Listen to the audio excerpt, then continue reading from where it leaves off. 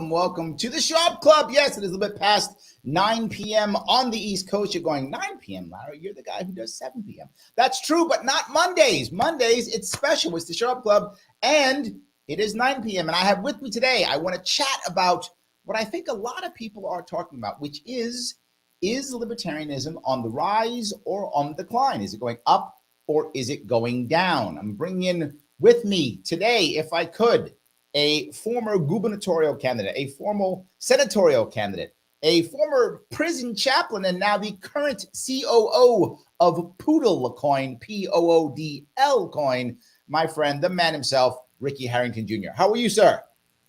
Too blessed to be stressed.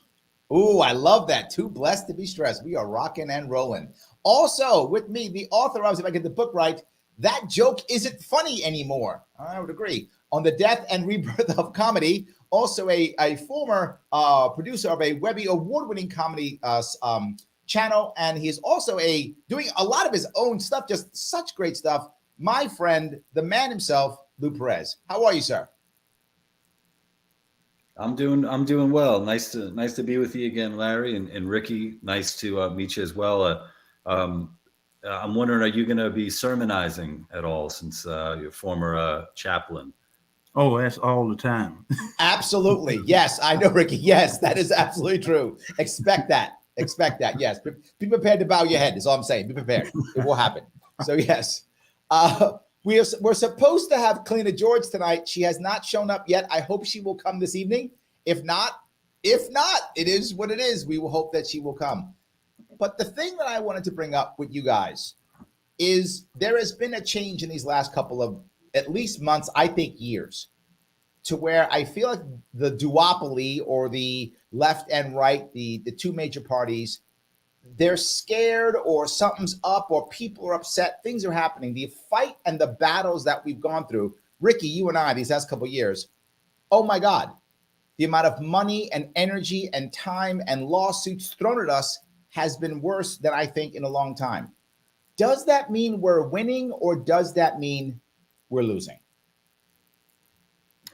I think it means that we are gaining some ground, especially whenever you see some of the major party candidates co-op some of the Libertarian candidates' platform. Yes, absolutely. During the first debate we had in April during the gubernatorial election cycle, I put it out there about the grocery tax. And both Democrats and Republicans, we need to work on that. And also in Arkansas, I'm starting to see some Liberty Democrats starting to sprout up. Yes. There's actually a Democratic Freedom Caucus. Mm-hmm. Right? That exists now. You go back a couple years ago, there was only the Republican Liberty Caucus. Now there's Democratic Freedom Caucus. Right? So even that's happened. I agree. If you look at what happened with my race at the end, during my entire race, I spoke about three things. I said there was three reasons that people are going to stay in New York State: affordability, opportunity, and safety. That's what I talked about. It's on my website. I spoke about it on my website, the whole deal.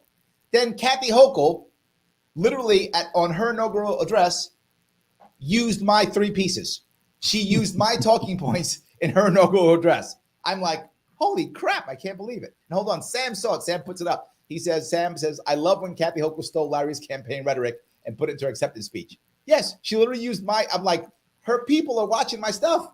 So I feel like we are moving the needle. I just wonder how much. I don't know. Look, you're a bit neutral on this one, Lou. You haven't run for office yet. You haven't run for office. So, what are you seeing? Well, right now we have what? We have how many UFOs have been shot down? And then yes. We got, I don't know what's happening in Ohio. Mm-hmm. And, with all the crazy stuff going on, if there isn't a time for libertarians to really step up and people to say, like, look, it might be the end of the world. Let's just try it out. Let's just Ooh, I like let's that. just see It's the what end of the happens. world. What the hell? What's the worst that can happen? Yeah. What's I mean, the worst that how can wild would that be if like the UFO, we make contact and they're all like, they're all ANCAPs. I don't know. It's gonna be interesting if a bunch of aliens come. I like it. That's awesome. I love that. Ricky, you got a fan here though. Hold on. Sasha says, Ricky converted me. I have been a libertarian socialist all my life and never knew until I met you. Mad respect. Look at that. You got fans. Look at you, Ricky. You got fans. I love it. That's great. Appreciate that, Hold on. Sasha. I think we got the Kalina. Let me see if I can grab her. I don't have a camera though. Can you hear us? Yes. I don't know why my camera's not working. It says everyone can see and hear me. Can you see me? We can just hear. All I see is you're like just a black box. Can you is your camera using something else right now? Can you get your camera? Let me. It's probably using something else right now. So, all right, hold on. Joe says, you put it online, Larry, she's going to steal it and not give you credit for it. Full Hochul. That's true. That literally happened. She took all the credit for it and then just didn't give me nothing. That's absolutely true. It didn't work at all. So what are you going to do? So I don't know, Ricky, with what you talked about, do you think it was just lip service? Or do you think they're going to actually come up with some plans that will move towards what you're talking about? Some of the big policy hangups with the Democrats are obviously, issues about guns. Yep. One person said, they talk about, libertarians are Republicans that like to smoke weed, or libertarians are Democrats who like guns. Right. I guess I'm that Democrat who likes guns then. Okay. I don't know which one I am. I live in New York City. I can't own a gun and I don't smoke weed. So I'm like nothing. I'm really in trouble now. So anyway, let me introduce our newest member who popped in. Kaleena George, so good to see you. You are that Liberty chick, right? Yeah. And you also a fitness guru and a former Libertarian candidate. Is that right? No, I never actually ended up running. I was exploring running for office. Last year, but I never did. So sorry that I'm late. Apparently, I used to actually live on the East Coast, and apparently I still don't know what Eastern time is. So I was thinking I had another hour. I'm on Central time, and my friend started texting me, and I was like, wait, oh my gosh. Well, no worries. We probably still would have been here. So you probably could have just stepped in at that point. It's fine. So just so you know what we missed, Kalina, but we talked about the idea of the changes that's been happening in these last couple of months and years. Yeah. And do we think that libertarianism is on the rise or on the decline? And you're relatively new to libertarianism, is that right?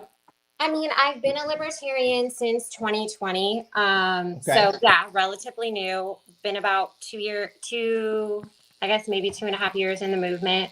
I do think that it's on the rise, and I've talked about this quite a bit. Like, I think if we package it correctly, that it is definitely on the rise. Like, I was actually just talking to a friend today, and I don't know if I'm jumping ahead here or not, but she was basically saying, she doesn't like the Republicans. She doesn't like the Democrats. She wants somebody that's uninvolved entirely. And I even asked her, I'm like, okay, you don't like Trump.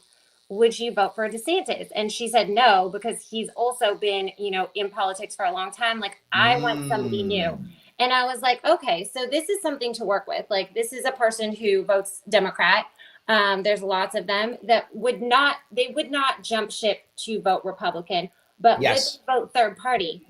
They might, with the right. I saw that in New York when I was running in 2018, especially 2022 too, but especially 2018.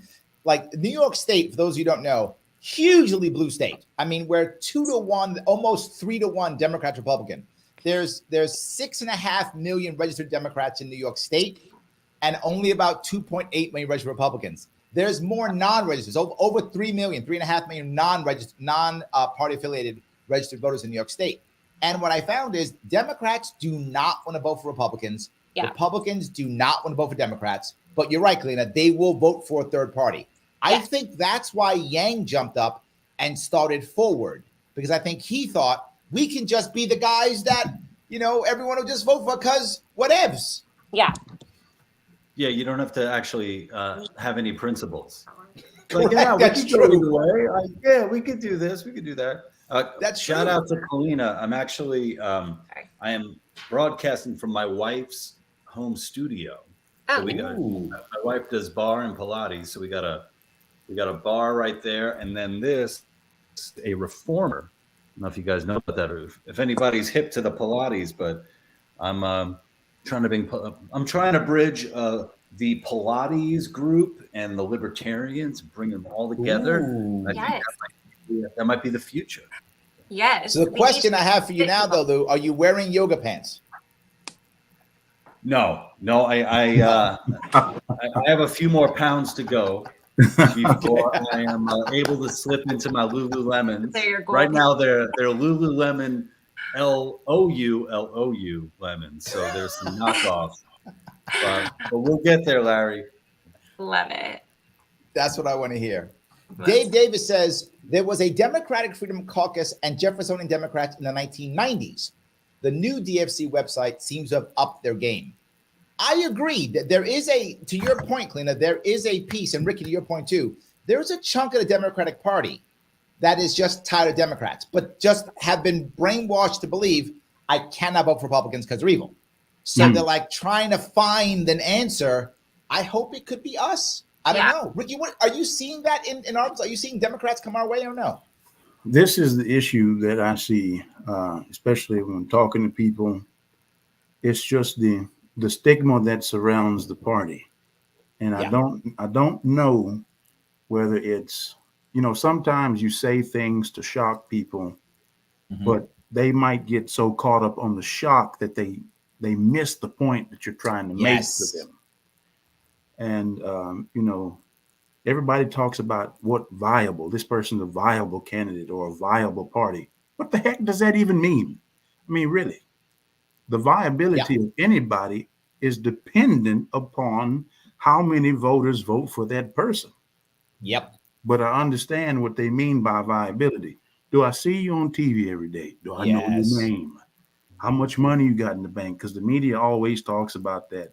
Money in the bank. Of course, they're going to talk about that because, that money can go to them so they can put those commercials. That's exactly right. And all that other stuff. It's just the cycle that we have in our politics. As I said last time we spoke to one another, it's extremely superficial. Yes. It's just, basic corporate marketing in our political sphere. And that is very bad because we are not seeing the truth. We are seeing what they want us to see. And the issue you bring up is, right, if you say you're independent, that actually sounds better to some people than saying you're libertarian.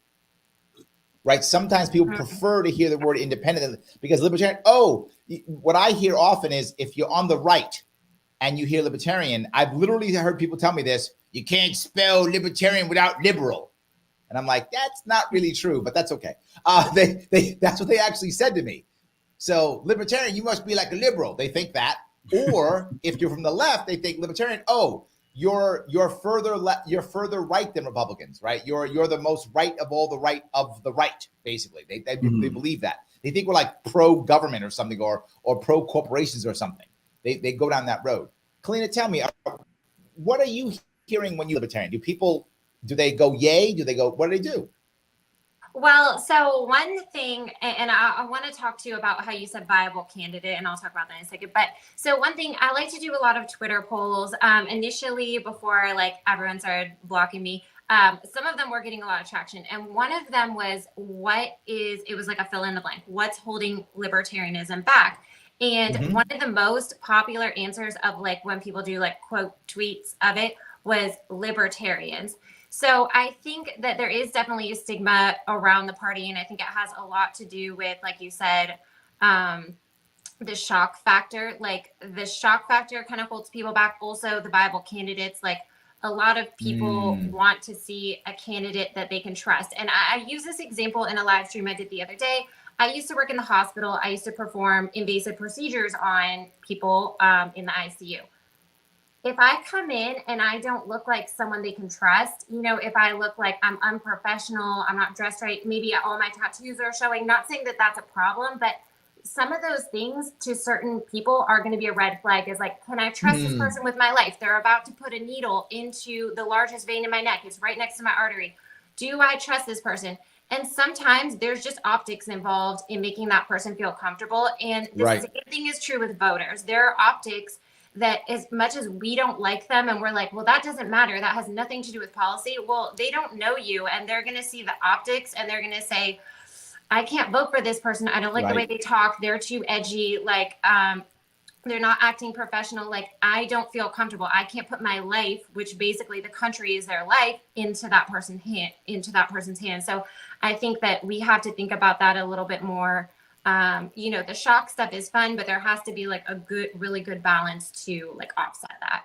I think, Larry, can I just respond to that? Because I hear that a lot. When it comes down to rhetoric and that sort of thing, or shocking rhetoric, and I feel like it's a trap that a lot of people just fall into, because what I find more shocking is the past 2+ years where governments were able to lock down cities, close down businesses, where kids, parents had no option when it came to where they were sending their kids to school. Every single week it was are the schools going to be open? Are they going to be are they going to be virtual classes? What's going on here?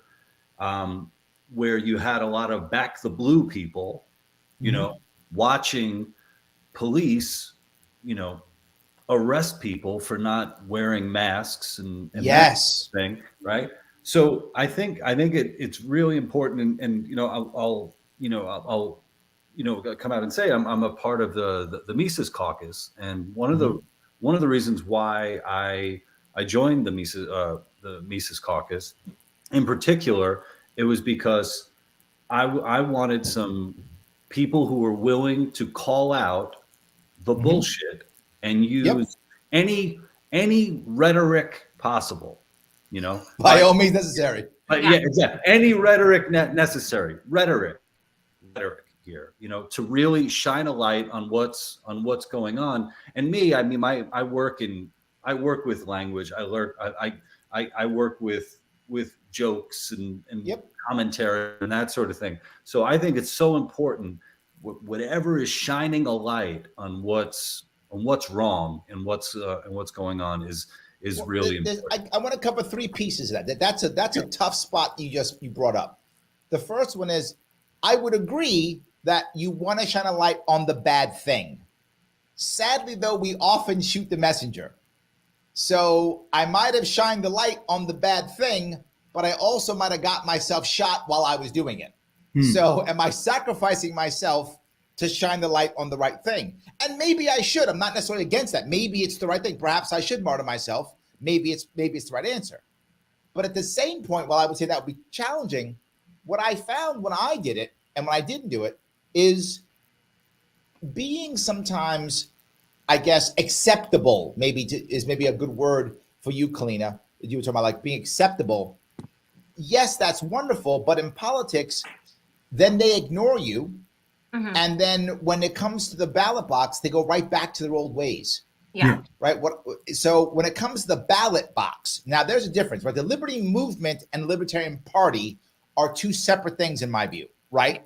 There's a lot of stuff you can do in the movement that has nothing to do with the party. The movement can survive without the party, but I think the movement's much stronger with the party. The party can't survive without the movement. Without the movement, there is no party. So, but I am all in on the party. We know this. I'm in the party. That's who I am. I'm in the party. So I'm worried about ballot box. That's what I'm concerned with in my movement is the ballot box.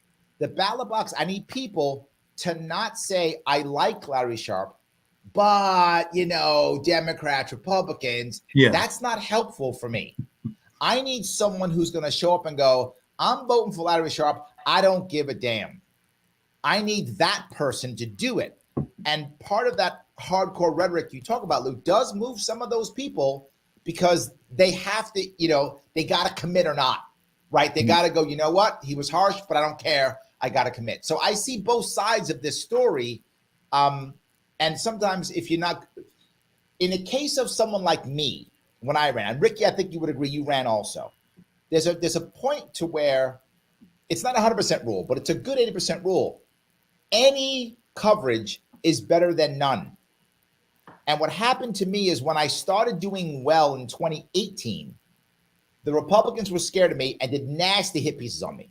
I mean, just blatant, just made stuff up, literally. Larry Sharpe's he's anti-cop, even though my father was in law enforcement. Larry Sharpe's anti-gun. I'm the only one who supports the Second Amendment. I was a Cuomo plant being paid by Cuomo. That was literally what they said in 2018. And this was in newspapers, right? This wasn't like just somebody saying, it was in newspapers. This came out. But you know what? My polling didn't go down. Because while some people said, oh, that's an excuse, I never liked Larry anyway, good, he's terrible. Other people said, who the hell's Larry Sharpe? They didn't know who I was. So they looked me up and said, oh, I like this guy. So in the long run, even the bad press, which was terrible personal attacks upon me, still did well for me. I'm sorry, I went long, Lou, but I just want to kind of cover all those things. You can definitely turn those attacks into a positive. That's the one thing that we have to understand is this is politics. You got to play politics. Yeah. Sometimes it's dirty. Sometimes you use the carrot. Sometimes you use the stick.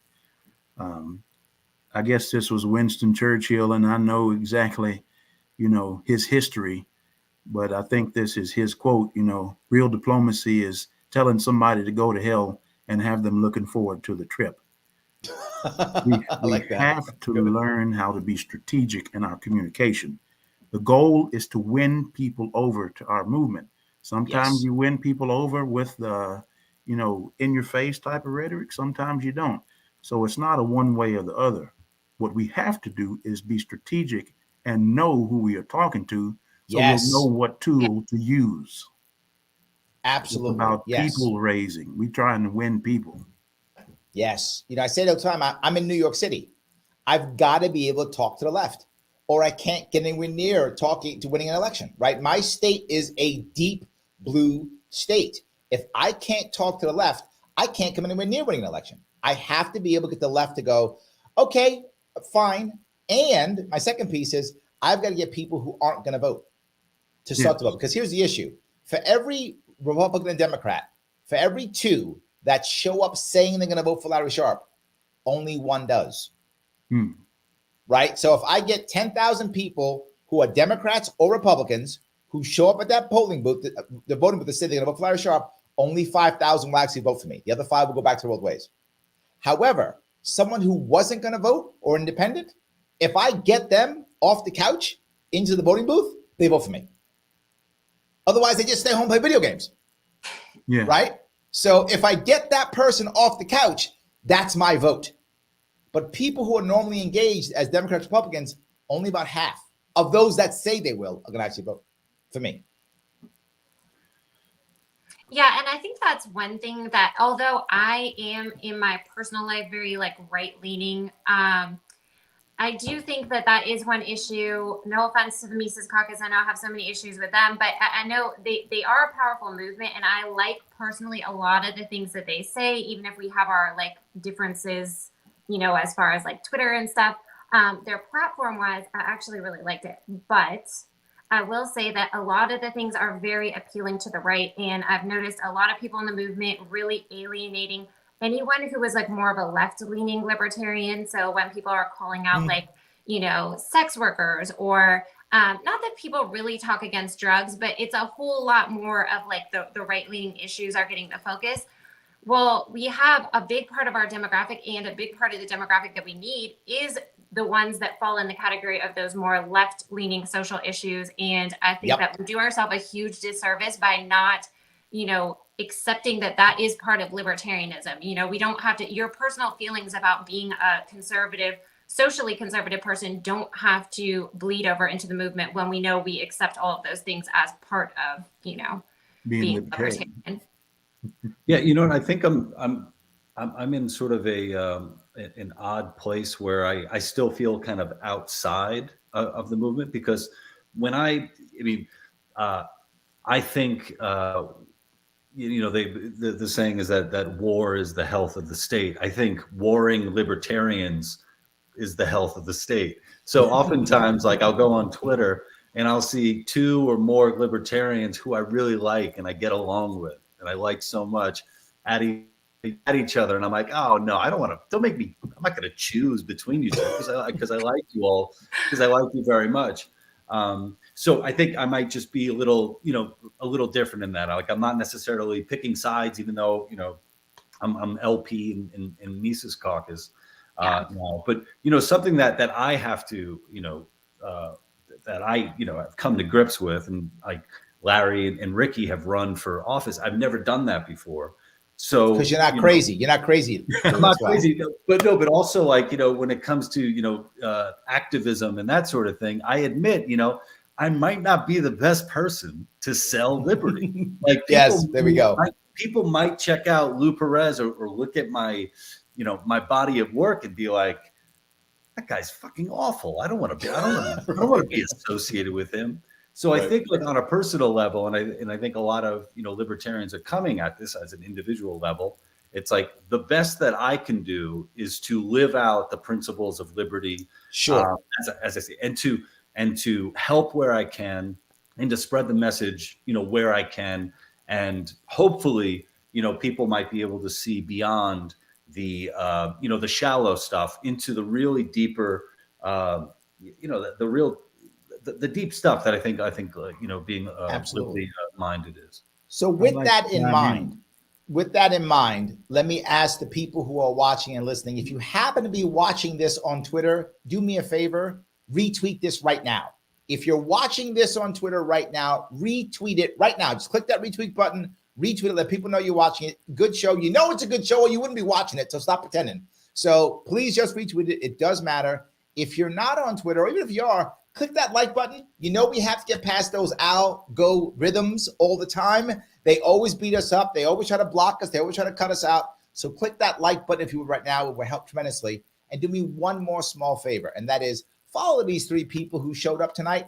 Follow them all on Twitter. Please head over to Rick D. Harrington on Twitter, the Lou Perez on Twitter, and that THT Liberty Chick on Twitter. Please follow them, see what they're doing. Ricky's doing cool stuff. Lou's doing cool stuff. Kalina's doing cool stuff. Please check them out. Follow them. They took their time to come here. I appreciate it. Please follow them if you would. So I'm sorry. Go ahead, Ricky. You want to talk? Oh, yes. Chiming in what Mr. Perez said, in Arkansas, we had Mrs. Caucus people, Prags. I myself am a libertarian socialist. Voluntary. It's all voluntary. Yep. That's some of the main principles about libertarianism. But the main thing is just keeping our eyes focused on the goal. And the folks that were Mrs. Caucus in Arkansas, I love them. They my people. We on the front lines of one another trying to move the liberty movement forward. We're all in the same dirt. We all in the same dirt. Mm-hmm. Absolutely. Is that Crypto Queen? Says, converted by Ricky. I'm a libertarian socialist. Look at that. Love that. Ed says, I know the left and right been focusing on attacking each other, which they've been focusing on their identity politics a lot. This is a key point. The left and the right have been fighting so much. I think some people are getting turned off by that and looking for something else. To your point, Lou, I think libertarians are so accustomed to fighting each other and elections, right? We're a libertarian party, 50 years of winning arguments and losing elections. And so we're good at arguing. So we keep arguing, but we shouldn't be arguing as much. We argue over things sometimes that drive me crazy.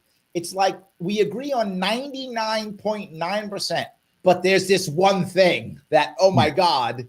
And now I'm going to act like you're the worst human being on the planet because you disagree with the one thing. Now, it doesn't mean we should just be quiet about it, maybe, but it just drives me crazy. The one piece I'll bring up here is when I'm supporting other candidates, and many of you have seen me very often support other candidates, I don't always agree with all their platforms.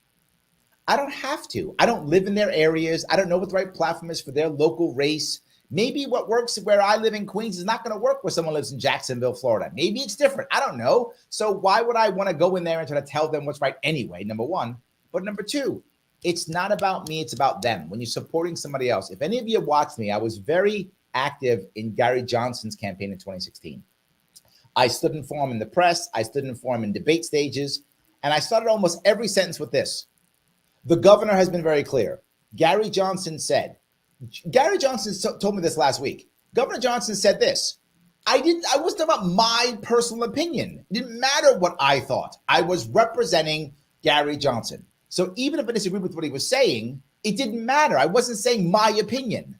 I was saying that person's opinion because I'm supporting them, because I think they are better than whatever else is out there running. I wish more of us were prepared to kind of put our own ego down when we're not running and support somebody who actually is out there getting their butt kicked. Okay, maybe not. I was wrong. I'm sorry. We should just we should yell about ourselves and everyone else forget it. I want to ask Kalina, because Kalina, you said like, in 2020, you became a libertarian, or at least joined the party or something like that. What was the impetus for you? What made you make that leap? Because I think like Larry's been in it for a long time. I've been in it, for a while. What was the turn for you? I mean, definitely, just like so many other people, the lockdowns, all of the draconian measures. And I think what has been the hardest thing for me is that really was like a 3-year period where I felt like, I got involved. I'm like, okay, we're going to do this. We need to bring people over. This is like a moment to capitalize on. And then I started to realize like, we weren't making the headway that I felt like we could have, especially, and that's where I did really appreciate Mises Caucus and some of their platforms because of the health freedom, the strong, like no vaccine mandates. Am I allowed to say that word on here? Or probably not, but so what? Sorry. No job mandates, stuff like that. So I think that there was a lot of people just looking for someone to be very, very strong on that. And of course, like even the Republicans weren't, in a lot of ways, they still favored lockdowns. They still gave out, whatever they called it, little bits of money to us during the pandemic, shut us down, did like all kinds of PPE, loans and stuff like that. So they did all those things too, just like the Democrats, went on to do also. And I think there was a lot of people who would have been very attracted to the libertarian movement. But it was like, we just weren't at that point to like gain the traction that I felt like we could have off of that. I think we're at a unique moment right now, and maybe I'm just like going off on a tangent here, but people are also starting to realize like, especially when it comes to lobbying money, with the pharmaceutical industry and all the industries, like basically, and just the way that the country is moving, it almost doesn't matter if you vote for the red one or the blue one anymore. Like they all go in the same direction. And people are starting to wake up to that. So to me, why I get so frustrated is I feel that we have a second moment here before the next presidential election. Also, with any elections happening this year and everything, where we can really show people like red or blue, you're getting the same thing. And we talk about that all the time in Uniparty, but I think it's starting to click with them when they're like realizing the money flows to, the GOP and to the Democratic Party, like from the same entities. And that's why we're ending up with basically the same result. It might take a little longer if you go Republican than it does, it's like fast tracked if you go Democrat. But, it's not really anything any different. And so I think that if we can really show that to people, it's going to be like an aha moment, and that we can really, really start taking action there. So I think that's one thing is that, sorry, I'll go off on one more tangent. One thing is like a lot of people, and we don't always realize this as libertarians, don't really like, they can't necessarily identify with like taxation is theft because they're so into like taxes. They also can't identify with in the Fed because those things seem very like also true. Yeah, they're so far out there to the everyday person that's like a Democrat voter or a Republican voter that they're like, what are these people are just talking something over there. Now they might start to understand that if they listen to us talk long enough. But I feel like we have to hit them on their own pain points, like just like any type of marketing where they're seeing like, well, this is what affects my life and I'm not happy and I don't see it getting better if I vote with Democrat or Republican. Another thing we can try to show them is that if you really start to split the vote, then both Democrats and Republicans are going to have to adopt some of the things that we like that are a lot more liberty focused. if they start to feel like, oh, we're going to lose our vote to these other people. And so I feel like that's why, I'm more of a party libertarian than just a movement libertarian. Like, I want to see us get a chunk of vote, because I think that that's the only thing that's going to actually speak to us getting any credibility with people. So, well, I mean, you said a lot there, and I think my biggest worry is that when it came to the lockdowns, we didn't do a good enough job saying what we wanted to say in the right way, and we didn't have the infrastructure prepared to take the people in if they wanted to come in. Yes. We really weren't ready for this as a party, right? We were not prepared, and I wish we had done better. And the second piece, though, and this part hurt me tremendously. I know many people couldn't even talk about this before. When I started talking about it, I was locked down from social media like that. Yeah. I mean, it was insane. Before I started talking about lockdowns, I would do one video on one platform and get 5,000 views easily. Now I have to, this, by the way, goes out on 8 different platforms, and then I repost it on 10 more. So I literally posted on 18 platforms to get the same that I got from one platform before lockdowns. For me to get the thousands of views that I want now that I get, I have to put this on, not joking, 18 platforms for me to get the same that I got one. That's how bad I've been locked down since that. So when we wanted to get out, the methodology that we used most was social media. They hit us hard. We couldn't get out. So that's something that I actually explored a lot over on Instagram. Like, I was actually able to grow. I had no Instagram till 2021. And I grew on Instagram through like just very strategic speech. Like I didn't use like the whole V word and stuff like that. I alluded to topics a lot. And I was able to get to like, I'm at like 19,000 followers now on there with good engagement. Nice. There was a couple of times that I messed up knowingly, because, you get a little like cocky. Sometimes you're like, oh, this is going well, I'm gonna speak on this topic, but I was a little too blatant. And so my accounts kind of took a hit. But I think that that's, again, something that I, wanted to share with people. Like, you don't have to just share everything and destroy your account, because then you're reaching nobody. Yes. There are very strategic ways that you can continue. And now with Twitter and everything, it's a lot more open, but there are strategic ways you can continue to share the same message, but like, just like a little bit of, be a little bit careful with your wording and get a lot further. So. Well, Ricky, you ran last year. Did you find the same problem or no? I never had to answer any questions for, some of the things that other libertarians had, done or, said anything wild. I never had to answer for that. Just one question, and it was asked during the press conference after the debate. But I don't like throwing people under the bus. I'm not going to throw my compatriots under the bus. People change. My views on things change. People can grow, and sometimes people make changes for political reasons. I was watching this video of President Biden in the early 90s talking about gutting Medicare and Medicaid. Yep. And now it's flipped where the Republicans are talking about gutting Medicare and Medicaid. And I just wish the people of this country would understand and just take a look, just take a break, just stop, empty the cup, take a look at what you're seeing. Is this rational? I understand things, politics change. That's just the nature of culture. Things change. Human beings there's change. Something else that I always bring up, right? One of the most popular libertarian thinkers is Thomas Sowell. And Thomas Sowell used to be a Marxist. I bring this up all the time. It's one of the reasons why I spend my time talking to the left. He was a Marxist. And people say, well, what's wrong are these Marxists crazy? No, he was a Marxist because with the experience that he had and the knowledge that he had, that made the most sense to fix things in his head. He knew stuff was broken. And with the knowledge and the experience that he had, Marxism made sense to him. Then he met Milton Friedman and then worked for the government. And he went, aha, I was wrong. Libertarianism is way better. But it wasn't because he wasn't smart. He needed to have the right experience and the right knowledge. We give people those two things, they'll come our way. But we have to be able to give that to them. Otherwise, they're not coming anywhere. They're just not.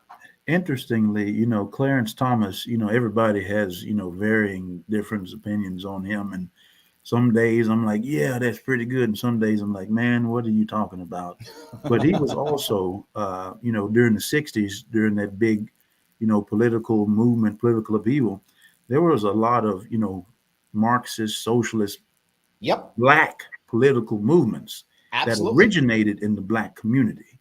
Yep. And so I asked myself, why were most of the political movements that originated in the Black communities socialist or Marxist?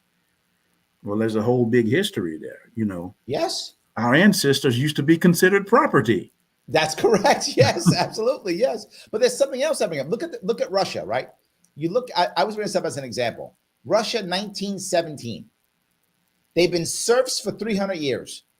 No real, revolution for 300 years. They've been as close to slavery as you can get. Not actual slaves, but basically slaves for 300 years, right?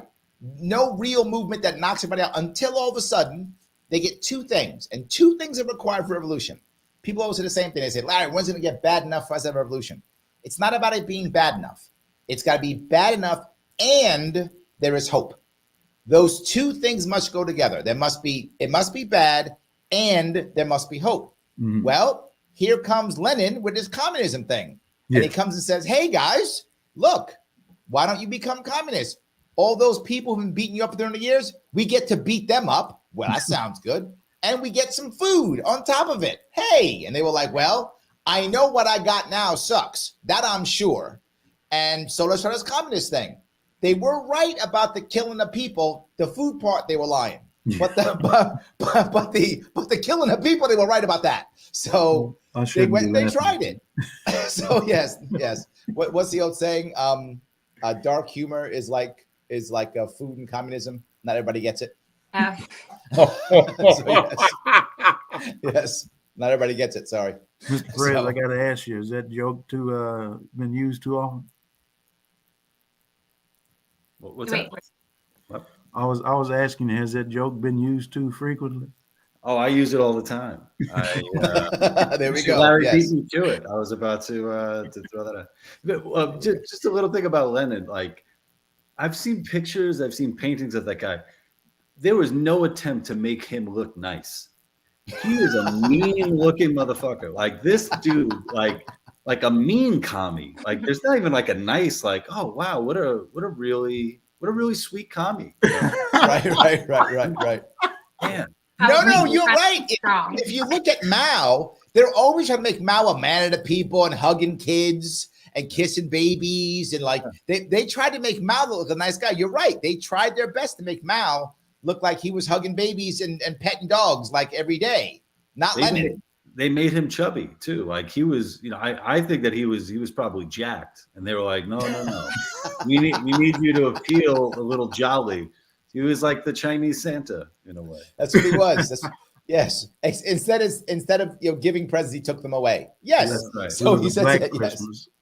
Here we go. Yes, it wasn't a white Christmas. It's a dark Christmas over there in China. I love that. So yes. Let me grab a couple comments if I could real fast, guys.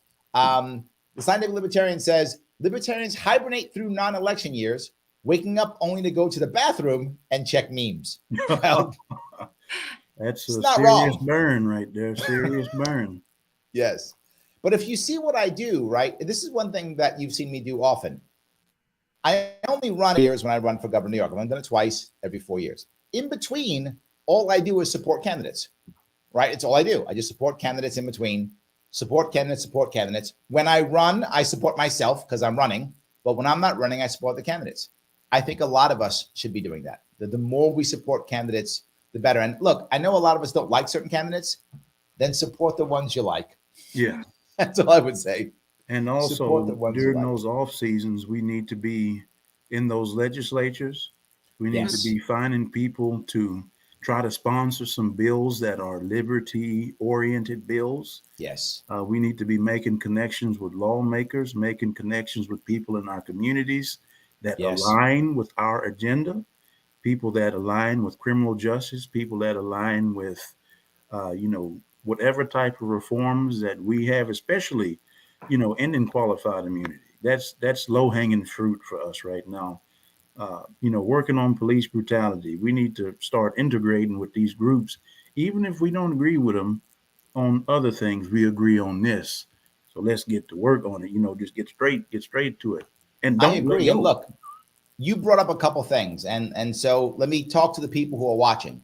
If you're curious on what you really think about things like policing or things like that, you can go over to my sponsors, theadvocates.org. Head on over to theadvocates.org, and you can see they have a bunch of quizzes and surveys you can take. Go over to the single issue survey. There's one on financial policy. Kaleena was all mad about that, and she's right. She should be mad about that, right? Take the monetary policy survey. See how you feel about that. And once you're done, share the results. It makes my sponsors happy. It's free, cost you nothing, cost you a couple of minutes to take a survey. Take the survey, share the results.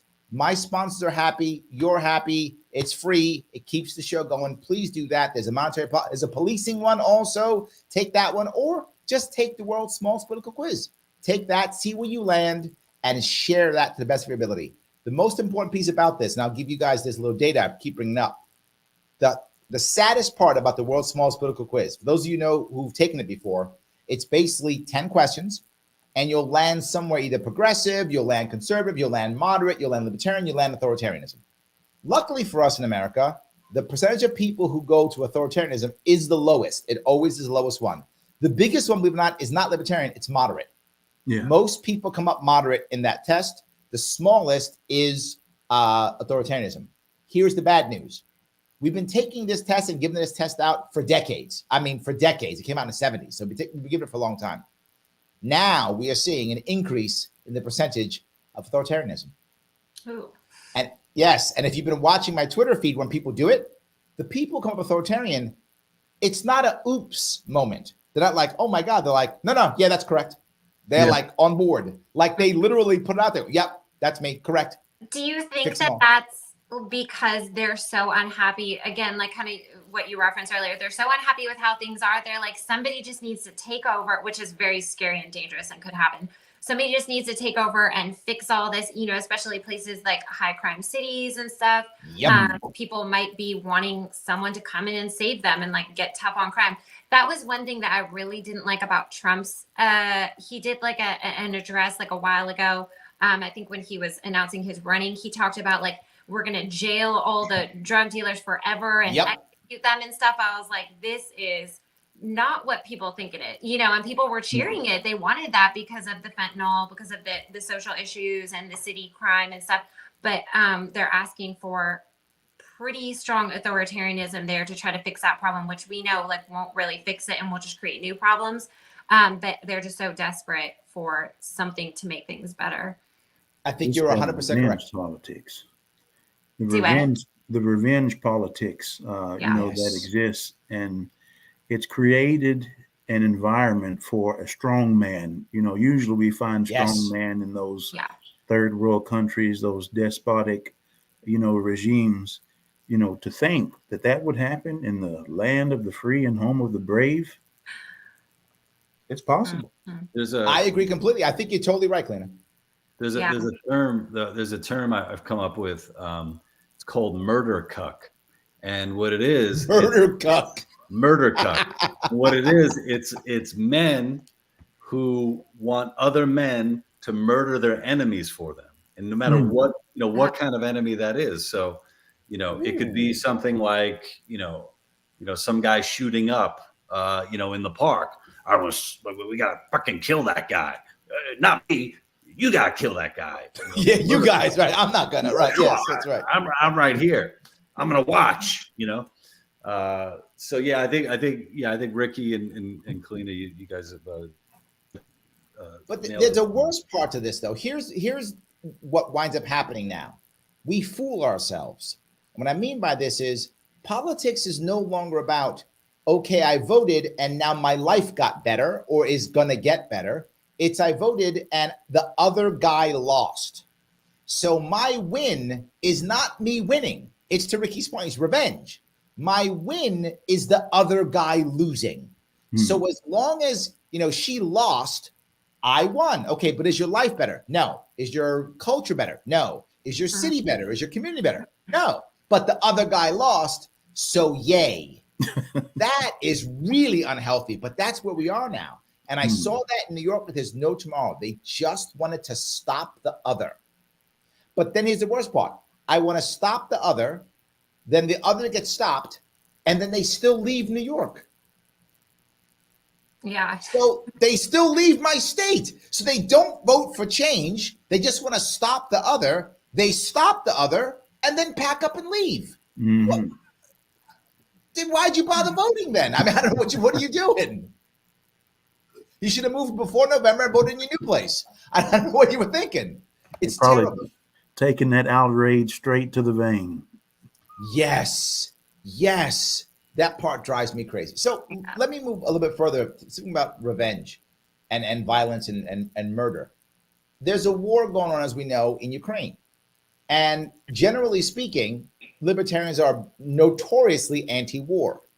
And the funny part about it is, when I was in the Marine Corps, now 35 years ago, almost 40 years ago, when I was in the Marine Corps, I was that same guy. I was the 19-year-old kid who wore the shirt that said, "Kill them all, let God sort them out."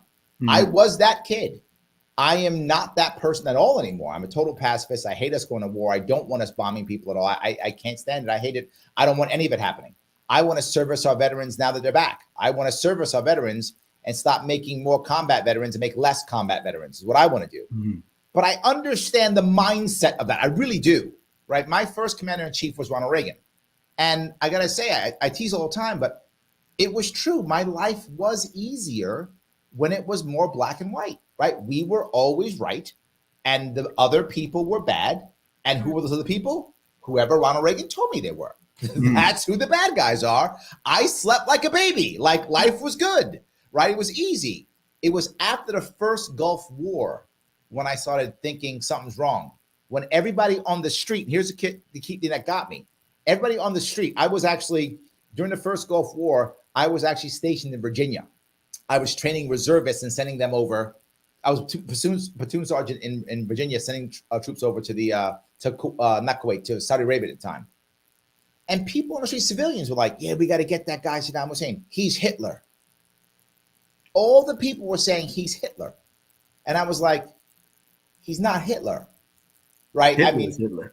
Hitler is Hitler. That's correct. That's who Hitler is. Saddam Hussein was not a good guy, but he wasn't Hitler, right? Yeah. But every civilian was saying, not like Marines, right? It was regular civilians that'd be out and yeah, he's Hitler. We got to get him. He's Hitler. And I was like, this is not right. We're not this is, and that's when I began to, like, the scale fell from my eye. I started to realize maybe this isn't the right thing. So I know I went long on this. I'm sorry, but my point is, there's a war in Ukraine, and I feel like we're not taking advantage of this either. We're failing on this one. Again, I think we didn't do a good job when it came to the lockdowns in grabbing all the people that we should have grabbed. The lockdown should have been a home run for us. It wasn't. I feel like this war we're not taking advantage. I hate saying taking advantage of a war, but we should. In gathering people, the anti-war side we should be all over it, and we're not doing a good job of it. Am I wrong here? Well, I think. Are they having a rally? Sorry. No, go for it. Aren't they having a rally next weekend, like trying to push the anti-war? Do you think that that's not? I mean, I don't personally think rallies are effective, but is that what you're getting at? That that's not really hitting the right pain point for people to, like, convert? We're fighting over it. Yeah. We're fighting over it. Yeah. Like, why are we fighting? Like, what? I don't know I don't really know details of it, to be forward with you. I will be in California. I can't make it. I'll be in California. However, my point is, in theory, we shouldn't be fighting. This should be a home run for us. We should be doing rallies across the country. There should be like 20 of them a month, right? I mean, in theory, I'm talking all theory. We should be grabbing everybody, and we are not. And look, this is the movement in general. And I'm not pointing the finger at someone else. I'm pointing at me too. I could also be doing more, right? I'm doing other stuff. I should be doing more. We as a movement, this finger pointing is at everybody, right? I'm being clear. Me too, everybody. We're not doing a good job. At years ago, it was at the tail end of the Obama administration. I made a video for We the Internet TV called "Where Are the Anti-War Protesters?" Right, And it's like a mockumentary sort of Vice style thing, basically pointing out, during the Bush administration, the anti-war protests were all over the place. It was global. They were all over the nation. And then President Obama wins and suddenly they don't, they disappear. And we've been doing a lot of shit during Obama. Where are they? And the joke of it is it turns out that all the anti-war protesters are kind of hiding out in this backyard in Echo Park, Los Angeles, waiting for a Republican to come in. So, that's what it is. Okay. Right? And that was the joke. But then what happens is a Republican comes in and the anti-war protest movement is still nowhere to be found. And you start seeing like, wow, there's this bipartisan pro-war thing going on in the country. And something that I do on Twitter all the time, because I see quite a few people get very excited about the artillery and the airplanes and the fighter jets and all that are being delivered to Ukraine. And they get they're all amped up. They're so excited about it. They can't wait to, for the Ukrainians to use these things. And I just ask like, so does that mean we should declare war on Russia?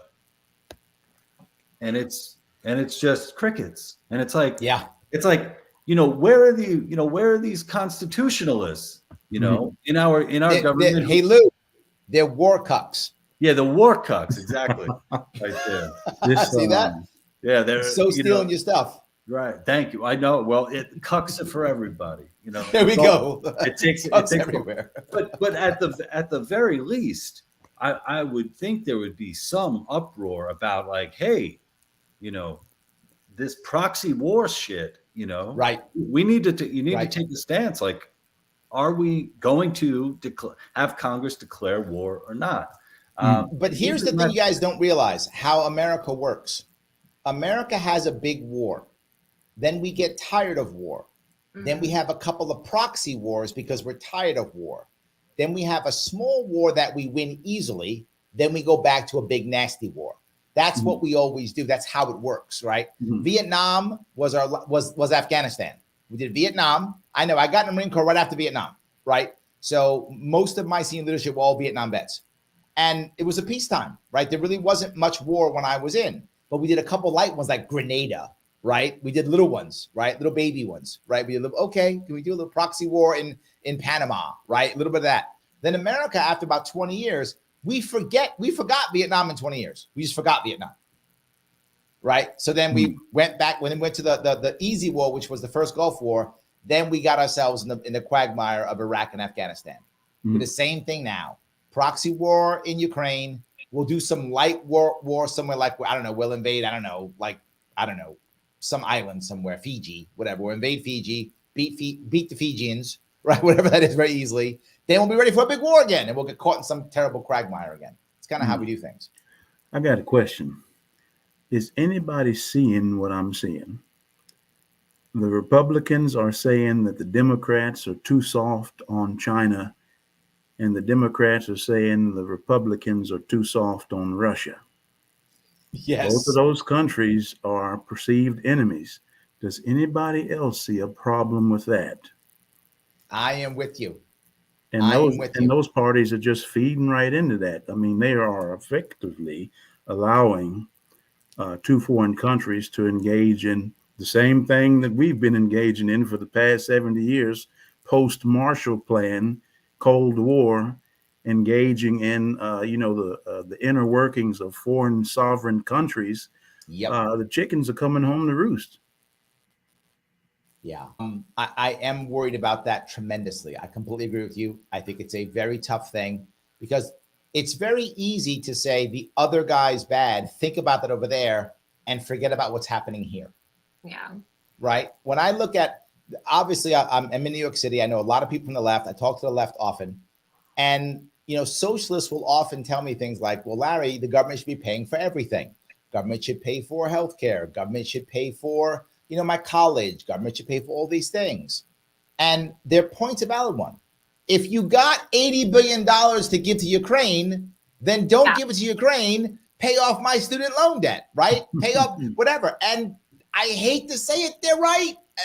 I would like neither of those things, obviously, but they have a point. If we're going to drop X billion dollars in wherever, insert country here, whatever that country is, and well, we got the money, don't we? Mhm. Then they're right. Give it to, at least give it to Americans. So I think I totally agree. And I was going to say the thing about war and getting people on the anti-war bandwagon with us, it's hard because I think a lot of people, like you said, the major wars have been so far removed from their everyday life, so far in the past, they've forgotten about them. They're comfortable. They're worried about themselves. It's not a major pain point again. The money is a major pain point. And so I do think that, and obviously the threat of World War III could definitely scare people, but the money, being spent elsewhere, basically we're giving money to Ukraine, a country that probably could never win on its own without all of our money. And when we turn it off, it's going to go right back. Like Russia has obviously more resources, more, money and power and size and everything that they have. So we're basically, funding them for as long as we choose to. And then when we stop or things have to escalate, I mean, that's just the way that it goes. So I think if people can understand that, and that, the money issue involved and the threat of World War III, I think that would be what would bring them towards understanding, like being more anti-war. The way that it's at right now, like people just want to pick like a winning side. I like Russia better. I like Ukraine better. Well, do you realize what the reality of this is? Like you have to, explain it to them in those terms, I would think, for them to maybe understand why it's making things cost more, why it's putting us at risk. But yeah. But it's the money going out that we keep spending. People keep getting upset that you should be spending it on us. Yeah. And it's a valid, it's a valid point, right? We could pay off some debt. We could make a better environment. We could help people in other ways, or we could just keep finding money to send to our military industrial complex. It's crazy. They keep doing it. Let me grab one. Patty says, if a neo-Nazi is coming to save me, I will go with them in a life-saving situation, but will be scared to get in the elevator alone with them. Truth is strange. And I think this is your point, Kalina. She's saying, if I think the world's ending, I would take a neo-Nazi to save my life, right? If I'm drowning and someone puts their hand out to pull me out of the water, I don't care if he's a neo-Nazi. I don't care if he's a Klan member. I don't care if he's my brother. You're going to save my life. I'm going to say yes and thank you, right? I mean, I think that's what she's saying. And I think as long as we keep feeling like the world's ending and we keep feeling like we're drowning and we're dying, we'll take anything. You mean as far as like continuing down the path that we're on, or what? Yes. Yeah. Right? If we always feel like we're drowning, the strong man, the whomever comes out, hey, you're going to save me. I'll take it, right? I'm going to die without it. Yeah. So I don't care who you are. Wear the armband. I'm going to say yes. I'm going to die, right? I don't care. But I mean, if I'm, yes. Oh, I was going to say that's definitely the game that they play every single election. Like you're saying, they basically are like, the world's going to end and the worst things ever are going to happen to you if you let the blue guy lose or you let the red guy lose. And if you vote for the yellow person, for, the gold, I'm sorry. If you vote for a third party, you're going to ruin everything. The worst things ever are going to happen to you because the person that you don't want to win is going to win. And that's where I think like people have to break that psychological cycle, and we have to help them to understand that, both of those options are definitely going to end up in the same exact thing. Like you're not actually, making a different choice in that. But I think that people get their emotions played on, kind of like you're saying. Absolutely. Let me touch base if I could, guys. If anyone's watching right now, and you happen to be watching on Larry Sharpe YouTube page, you're watching on YouTube, you can use super chats if you want to get your comment to the front. Feel free to super chat if you want to. You'll get your comment to the front. I got a lot of comments coming. I'm trying to grab some of them as best I can. Super chats go right to the front. And they support the show. So if you want to support the show, you can do that. Please do that. It'd be awesome. Also, don't forget to click that like button. Click that like button if you haven't already. I don't know what's wrong with you. You got a broken finger or something? Use your nose. I don't care. Click that like button. It does matter. Every like does matter. Please click it. It is important. And please follow the people who've given us some time this evening. Please go over to Twitter, see what they're doing. Check them out. Rick D. Harrington on Twitter, the Lou Perez on Twitter, and that THT, that Liberty Chick on Twitter. So make sure I'm covering everybody if we could. So I want to move, if I could, to something else, which is the Fed and cryptocurrency. A lot of people, because you brought up Kalina, giving out money. You're right. So a lot of people saying, you know what, money's going to fall apart. It's all going to collapse. Got to go cryptocurrency, blah, blah, blah. Then FTX happens, right? Then Mr. Fried, that's his name, Bankman-Fried, that guy all of a sudden, that happens. Now everyone's like, wait a minute, is this crypto thing good? Is this bad? Are we libertarians working or not? If you've watched my channels, I'm going out of my way to support crypto. I'm bringing a lot of crypto people on. I've had conversations with crypto people. I still think crypto is a good answer. I love blockchain. But are we taking advantage of this, or is this hurting? Is this making the liberty movement stronger, not stronger, whatever? I mean, Ricky, you are literally a CEO of a crypto company. Tell me, what do you think? Is this helping or not helping? Well, it is an untapped resource. And I say this because, if you hang out with a lot of crypto people, they are libertarians. They may not, deal with the party or anything, but they are libertarians. And I want to say this. I am the CEO of Poodle Token, and you can visit that website, POODL Token, TOKEN.com. We're trying to build utility. Mm-hmm. And, there's so many different ways this technology can benefit people and can benefit, new businesses that are starting up. There's one thing that we're working on at Poodle. It's called Poodle for Business. And we're offering a service. Let's say you're engaged in e-commerce. Well, we'd like to help you put a widget on your website to where if someone wants to buy something in crypto, they pay for it in whatever crypto you want, and you can have it deposited as, you can keep the token, or you can have it deposited as, dollars into your bank account. That's one of the services that Poodle is offering. So have you seen with Poodle doing this? Have you seen, has your sales force, have they had to get any pushback from the FTX piece? Has your sales force been like, oh, no effect at all? Has it motivated people to try something new?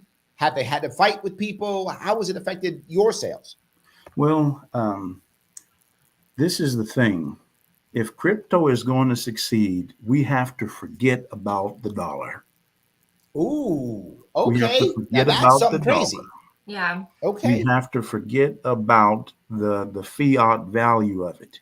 If you are a DeFi degenerate, if you're hard on crypto, then you are taking a look at that as money, as a means of exchanging goods and services. If you're a crypto cuck and you allow other people to buy crypto, That's it, yes. and you just watch. That's what it is, yes. I'm just going to watch the Poodle. I'm going to watch you buy that crypto. I'm going to watch you go to Poodle. Yeah. Do it. Go back to Poodle again. Get some more tokens. I'm just going to watch. Yeah. Kalina, when he said that, though, you immediately reacted. Why? Well, I mean, I think a lot of us don't really think of that, but I think about that with all kinds of stuff lately, like, even government systems and anything we don't like. It's like, can we just pivot off of this to something new? So it was like, for you to say that about the money, currency is not my strong suit. Like, I don't know that much about crypto or anything, but I have started to come to wonder, like, if there's a system that's not working, is the answer not to try to fix it, but just to try to like pivot in a way that you can kind of go a different direction? And so I was like, oh, that's cool, because I think about that with other stuff. That's not my area of expertise. But anything that the system where it's bloated, ineffective, we don't like it, it's, has a lot of trouble, there is always that option of, making something else popular and having people go that direction. So I like that a lot. I think it's a really good libertarian answer for our problem. So it's interesting. Yeah. Lou, I mean, are you seeing in your world, are people using crypto? Is that a thing? I mean, I hear about crypto all the time, right? But the most popular crypto right now is still Bitcoin. That's still the number one. Everyone knows about Bitcoin, right?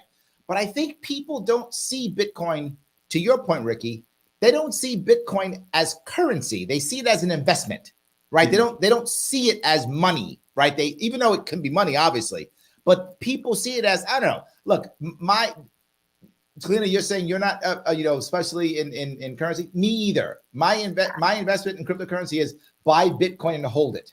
That's my entire plan. buy Bitcoin, hold on to it. So Lou, are you seeing people care about this as a thing, or are they just buying Bitcoin and holding? Yeah, I think most of the people that I talk to about it, they're doing a similar thing that you do, Larry. Yeah. And I think what I've done as well. I think most people, whether it's small L or big L libertarian, you have a little bit of Bitcoin.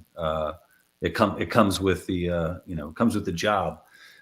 So I think like this idea of sort of like holding on, seeing what happens. I think it's similar in a way to gold. People aren't necessarily trading, gold and weighing it for, there's no like barter system where, gold is exchanged. It's like, hold this shit because things are going to get bad and you're going to want this. So I think it's a similar thing there. But then, I'm sure you probably have, plenty of viewers here who, may be paying for, rent in crypto and that sort of thing. And I think those are interesting stories. Yeah. I'm not sure where this is going. My worry is the opposite, is that people get scared of crypto. Then the government says, don't worry, I'll save you, right? Because government always does that. I'll save you. I'll make this very special crypto dollar. So they do exactly the opposite of what you're saying, Ricky. They're not going to forget about a dollar. They're just going to make a new one. Yeah. That's it. So here's the new digital dollar. Just do this instead. And by the way, all those other digital coins, they're now counterfeiters. Yeah. That's interesting. They're now counterfeiters. So now we can punish them all. And then we become punishment cucks. Well, yeah, I mean, look, I think the fears are, totally legitimate. You could just see how it worked in the real world. I mean, what was done to the protesters up in Canada, and and those dastardly villains who dared to even just donate money to their to their cause. How dare they? Yeah, how dare they? Dastardly cucks. They were being dastardly for somebody else. And the idea that that the government, at least in Canada, was able to freeze bank accounts. That's really really scary. Yes. So you have all of it. So you have a lot of, I think, hope for these future future currencies and forms of communication that are outside of government control. But yeah, we know that the government is going to find a way, because where there's a will, they will do it. So. Yes. Let me grab a couple of comments if I could. Lars says, decentralized currency would not only free Americans, but it would free the world. A free world has less wars. Ooh, interesting idea. Would we, and I guess this is the other issue, right?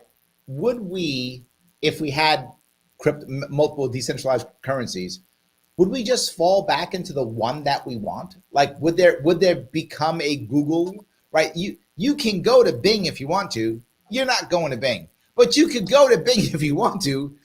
But everyone goes to Google, right? You can go to Yahoo, but you're going to Google. Are we going to wind up having that? Like, is whatever the coin is, hopefully Poodle token, that'd be great. Good luck, Ricky. Hope it's that. Does that become the token that we all use, and everything else is like, for the weirdos on the outside? Is that going to happen? I see that there could always be a possibility of things. Things shouldn't be ruled out. But the nature, I focus on DeFi, decentralized finance, and there's a lot of projects out there, and there's a lot of chains.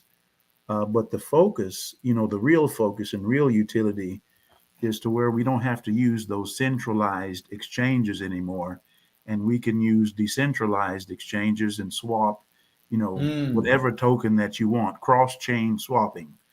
And whenever we build the infrastructure, and they're working on it, it might be a bear market right now, but people that are really into crypto and building things, they are building a system right now where we can have a totally independent financial system, a concurrent running financial system. You got the traditional financial system and you got the crypto financial system. and things that are being built upon that. You know, the first thing people go to is, oh, money laundering, oh, criminals and stuff like that. Well, they use the dollar already right now. They use cash. Already. You know, absolutely. So the number one currency used in the black market, the number one currency used in crime, the number one currency used in trafficking, dollar. Not even close. Not even close. 100%, the number one. Desiree says, the dollar is about done, in my opinion. It's like toilet paper. The Fed keeps printing it like no tomorrow. Well, I'll tell you what, Desiree, I'm running low on toilet paper, so if you want to send those dollars over. Send them dollars over. That's right. Do people feel that? I mean, the reality of it is the dollar's worth something because we think it's worth something, right? That's why it's worth something. And I feel like we still think it's not toilet paper. We still think it's money, right? What is that? The subjective theory of value? 100%. Well, I say all the time, right? When I'm doing my day job, which I hardly ever do anymore, I'm a trainer, corporate trainer. I do a lot of work on sales, marketing, branding, business consulting, all that kind of stuff. And when I tell everybody, pricing is based on only one thing. People are, nope, it's based on only one thing: perceived value. I'm sorry, perceived scarcity. Perceived scarcity. That's all that matters. It doesn't have to actually be scarce. People have to believe it's scarce. Perceived scarcity raises the price, right? So if I'm a personal trainer and someone believes that my personal training is the same as everybody else's, there is no perceived scarcity, my pricing will be low. If people believe that my training is special and not everyone has it, my pricing will be high. Even regardless of how good my training actually is, doesn't matter. It is the perception of scarcity that raises prices. So if we believe that the dollar is still powerful and strong and the only one and the only thing, the value goes up.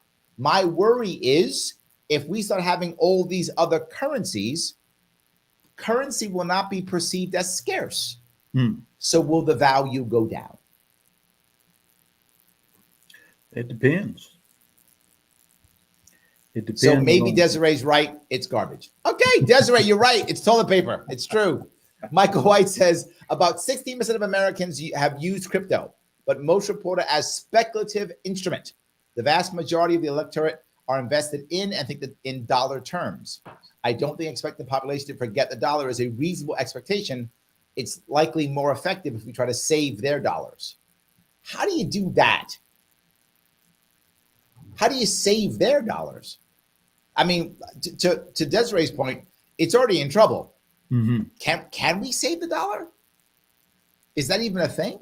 I feel like that's not even a thing. I don't know.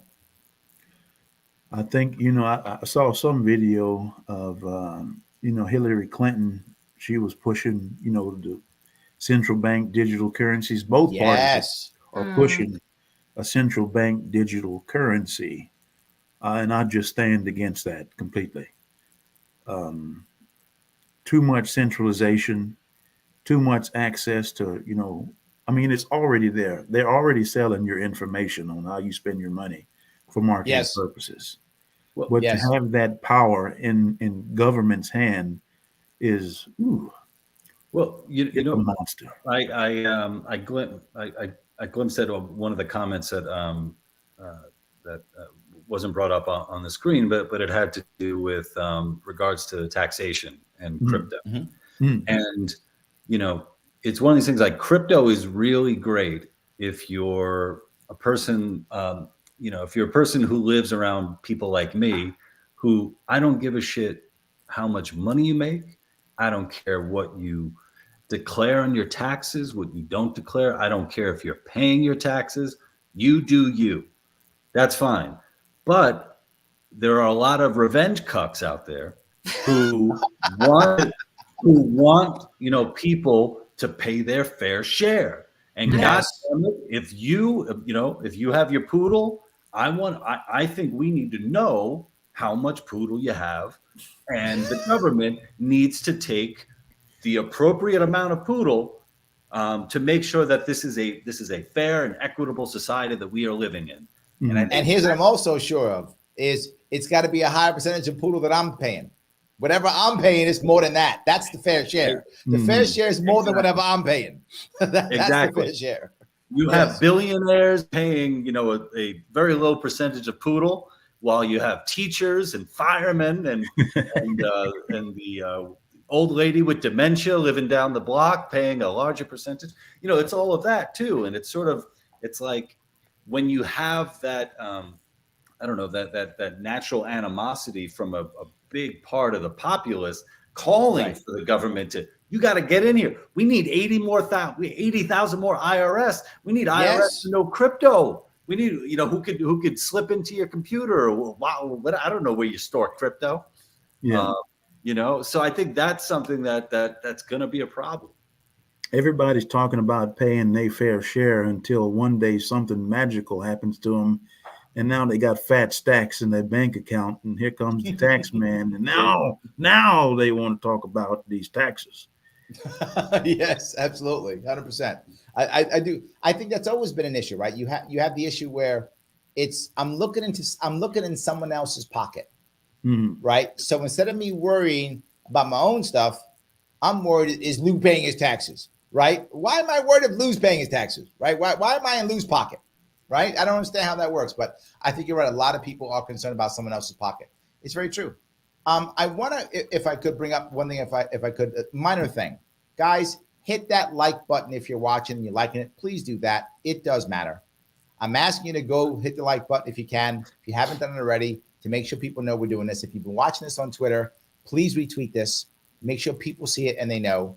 And if you would, support my sponsors, theadvocates.org.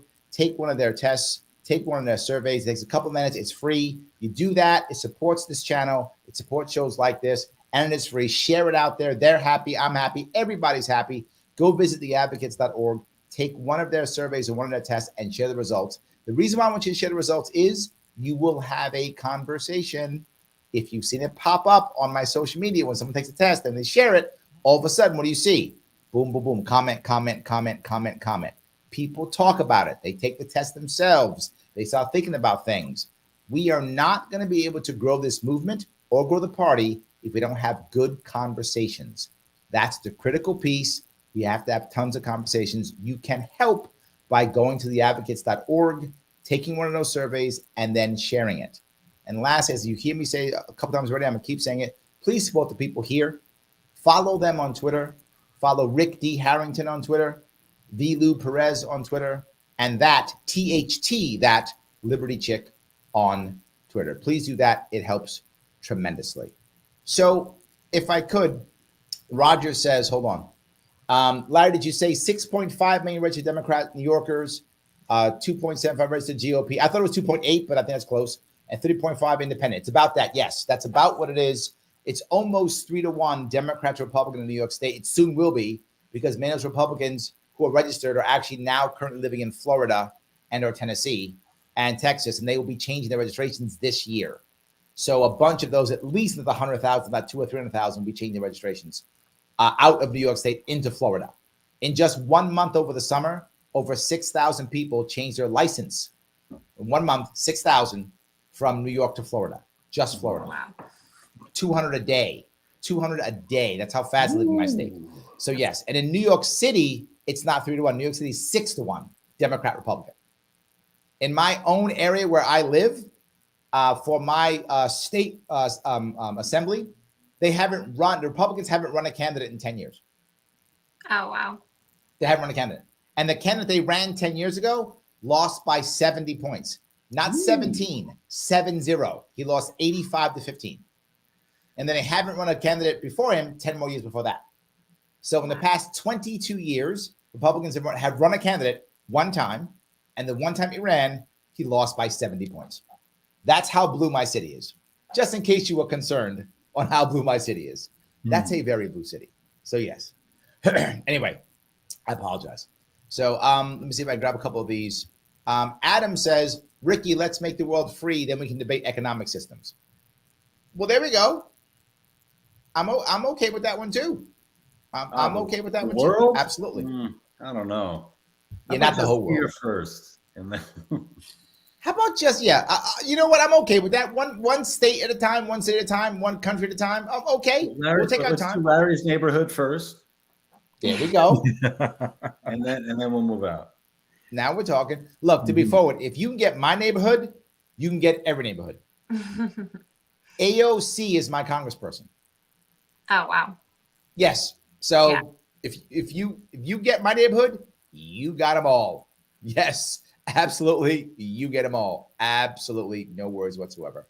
Sammy says the Fed and all central banks are a sham. Crypto is the way. No paymasters, no printing, more currency, just freedom to transact for the true worth of my labor value. No middlemen. I'm an artist. Wow. Wow. But then you can make bankers mad. What about the bankers? How are they going to buy their third homes? Oh, God. Yeah, what about the artist bankers? Yeah.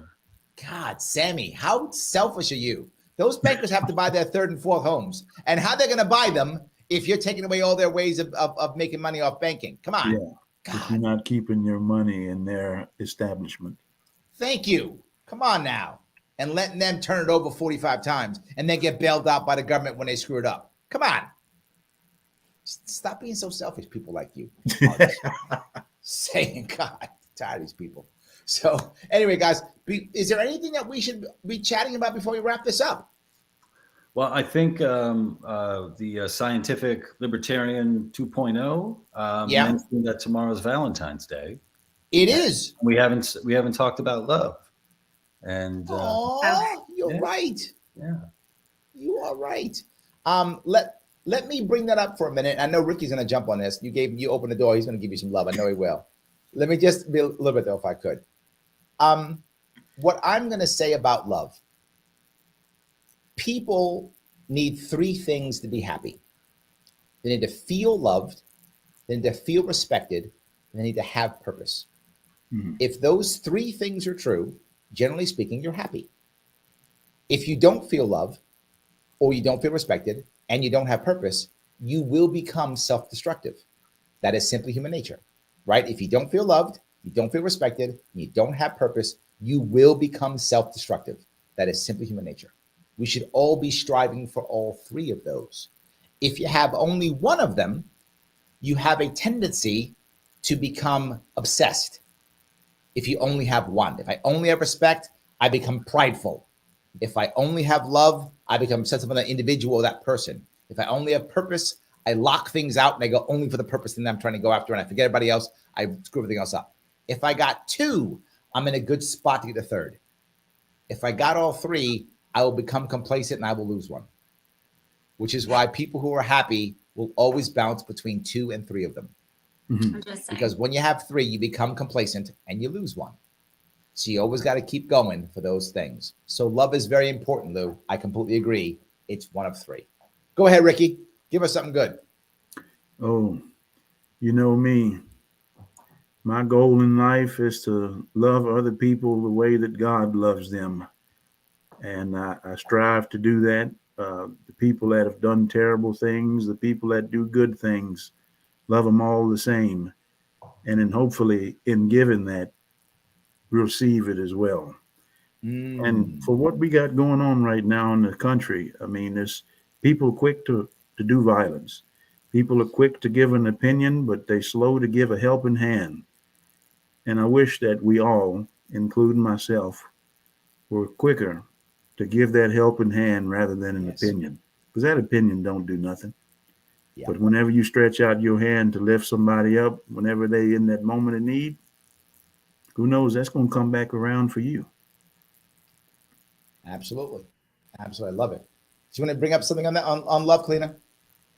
Oh, geez. I mean, I think if I'm going to talk about love, I'm going to talk about, like, obviously we are 4 people here that love this movement, love liberty, love what we're doing in different ways. And I think the whole party and the liberty movement in general is made up of a lot of people who show their love for liberty in, like, all kinds of different ways. And sometimes we fight with each other because we think we're doing it the right way. But I think that the one thing that would make stuff so much better is if we could like put down some of our pride in the situation and Yes. learn to just hear each other's opinions, even when you don't like them. You know, sometimes to me, the most loving thing, and that's where I'll just talk about this really quick.